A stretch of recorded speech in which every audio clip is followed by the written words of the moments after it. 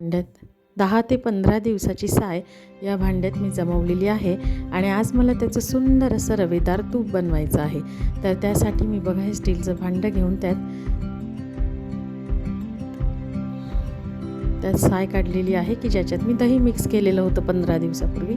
आणि आता मी बीटरने त्याला पाणी टाकून फेटत आहे.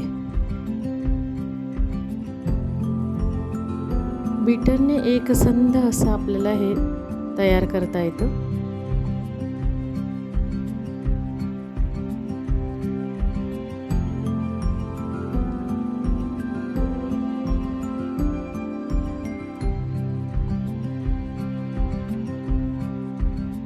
दहा ते 15 मिनटं कंटिन्युअसली मी बघा किती सुंदर असं फेस आलेला आहे त्याला आणि ते लोणी तयार करण्याच्या प्रक्रियेत आहे.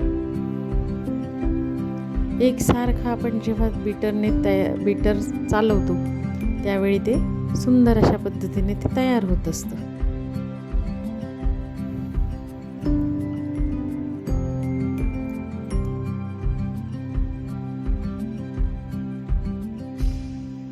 तूप हा स्निग्ध पदार्थ आहे. दही, तूप, लोणी हे आपण हिवाळ्यात खाऊ शकतो. हे बघा किती सुंदर रवेदार असं लोणी तयार झालेलं आहे.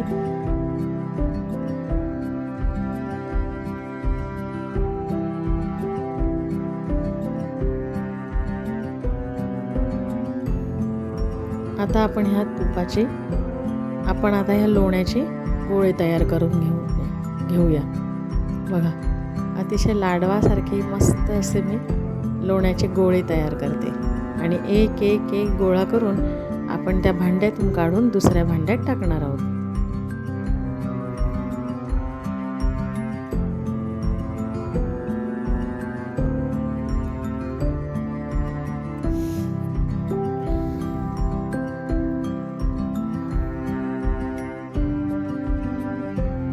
लोणी 15 दिवसाचे साय असल्यामुळे ते बऱ्यापैकी तयार झालेलं आहे.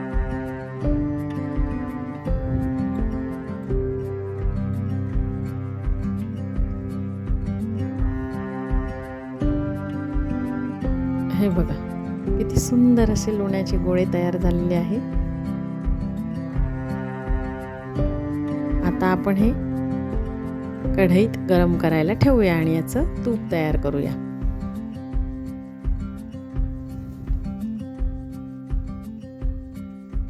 आधी आपण या लोण्याच्या गोळ्यामध्ये पाणी टाकूया म्हणजे जो तुपाचा वास येतो नंतर त्याचा वास येणार नाही म्हणून आपण ते पाण्यातून काढून घेऊ आणि मग कढईत तयार करायला ठेवतो. हे बघा अतिशय सुंदर असं 15 मिनिटातच तूप तयार झालेलं आहे.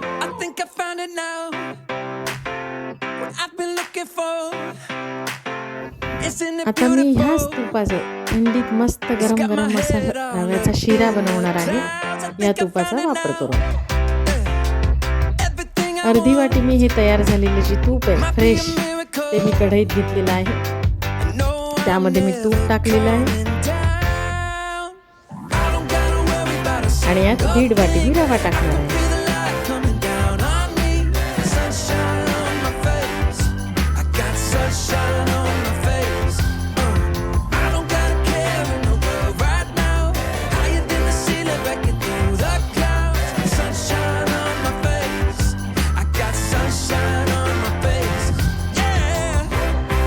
एका वाटीमध्ये मी केशर टाकून दूध आणि केशर मिक्स करून ठेवलेलं आहे.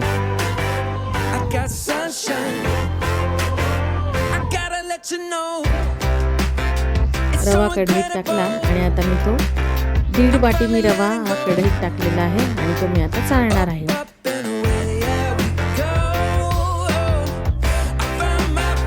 तूप टाकलेला रवा आपल्याला सारखा तो हलवायचा आहे. थोडंसं तूप कमी वाटतंय मला म्हणून मी परत टाकते तूप आणि रवा आणि आता मी रवा चाळत आहे.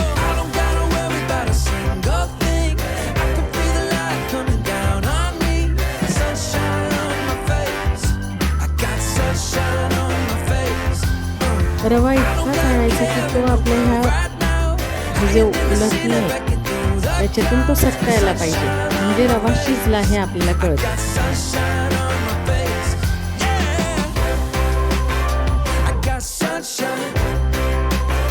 आता मी बदामाचे काप, थोडे बदामाचे तुकडे करून घेणार आहे. विलायची पावडर टाकणार आहे.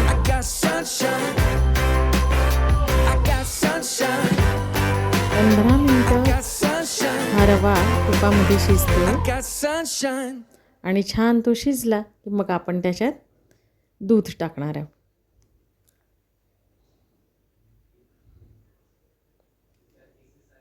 हे बघा, आता मी दूध टाकणार आहे.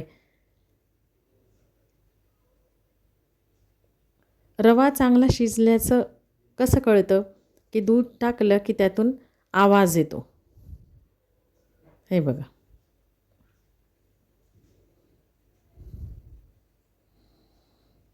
बदामाचे मी काप टाकले, थोडी पूड केली, थोडे काप टाकले, असं एकत्र करून मी आता परत याला हलवणार आहे.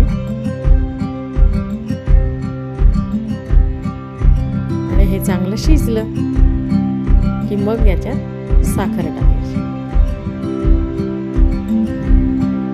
1 वाटी मी साखर टाकली. 1.5 वाटी रव्याला 1 वाटी साखर टाकायची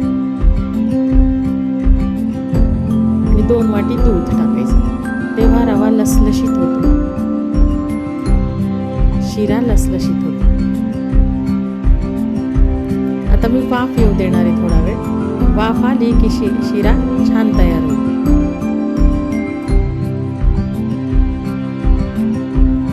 अतिशय सुंदर असा रव्याचा शिरा आपला तयार झालेला आहे. आज मी तूप, रव्याचा शिरा आणि त्याबरोबर गरमागरम भजे सर्वांना